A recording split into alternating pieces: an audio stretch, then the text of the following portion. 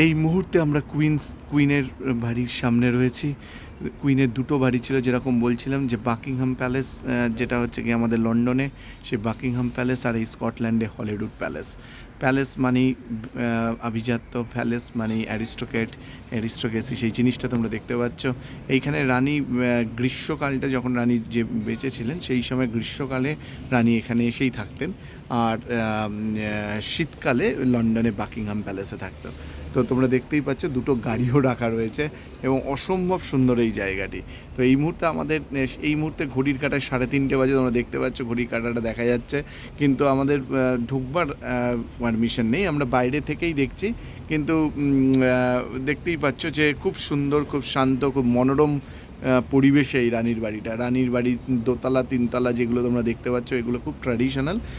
প্রচুর বহুদিন ধরে রাজা রানী এরা এখানে থেকেছে। খুবই হিস্টোরিক একটা জায়গা, তাই জন্য বলা হয় historic Scotland.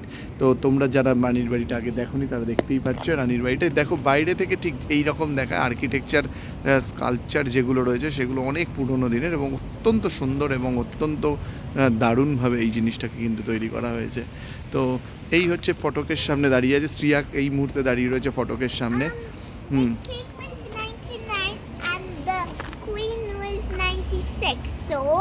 Right.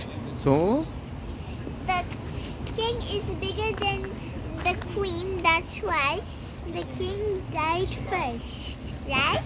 Yeah. Okay, let's see the beauty. So তোমরা দেখতে পাচ্ছ স্কাল্পচারের ভেতরে একটা সুন্দর ঘোড়ার মূর্তি রয়েছে এবং অসম্ভব সুন্দর এই জায়গাটা দেখতে পাচ্ছ।